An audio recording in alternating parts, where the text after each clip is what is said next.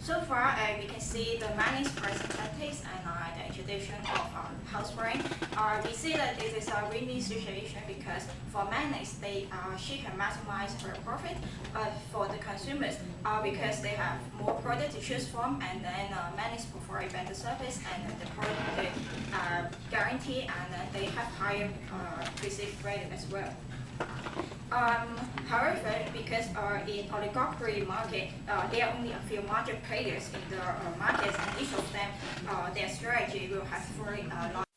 What we see Manix is facing a challenge is that in these 2 years, about 2 years ago, Watsons and Parking Shop has launched a loyalty program called purchase. For example, they purchase $5 and then they can get 1 bonus point, and then when they accumulate to 500 bonus point, and then they can get $100 cash coupon for either networks, and then they can accumulate the coupons in whatever shops in the network. You see they have over 8 stores in the network, and then they also have a family card. And for example, because when your mother, maybe she can give her cards to her kids, and so that their family members can accumulate the bonus points in the same account, and then they can accumulate the points faster.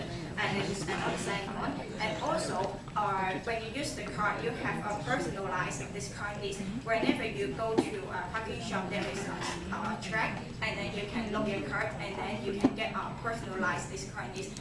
They use that card to tracing back all your previous consumptions, and then know that okay, what kind of brand, what kind of products you like to buy, and then they offer you that special list, discount list for actually different consumers.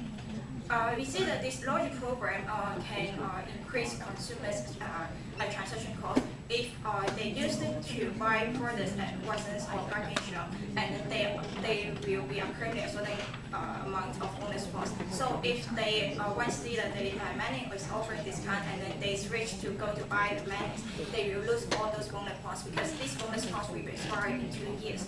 And we can say that this will in turn increase consumers' transaction cost if they switching the stores. And then besides, this loyalty program also, as said, is a way to collect and monitor the consumers' behavior because they record down the purchase needs and the prices of every consumer. And then this helps Watsons and Parking Shop to better understand the behavior of these consumers, and then it's in a way it's better understanding of the demand currently facing right then. And because we said, right, this is the challenge to Manix because if Manix has done many the pricing tactics over the advertising campaign or over big discounts on its promotions, if its consumer has a preference or has some reason to stick to Watsons and stick to competitors, Manix effort in advertising or promotion will be much less effective. So we say that this is a challenge to Manix. However, in the version of the corporate model we discussed before, there are many assumptions that can't explain some of the situation or the environment in reality. For example, the first one, the capacity constraint. In the oligopoly model, it assumes that why the suppliers cannot raise its price, because once it raises price, all consumers will go to another store, and then it will lose all its market. However, in reality, no one single store can satisfy the whole market demand. So if the store slightly and increase its price, it won't lose all its customers. And also, the product the products selling in Watsons or Manix, they are more or less identical, but they are not totally homogeneous. There is a kind of differentiation by their brand is different, their product assortment is different, or their quality of service is different. And then the third one is because there is no so-called perfect market information, or the transaction cost is very high. You can't know the prices in every store, or you don't know what the market is happening as a whole. So when a store is trying to charge higher prices, and then they will get more profit.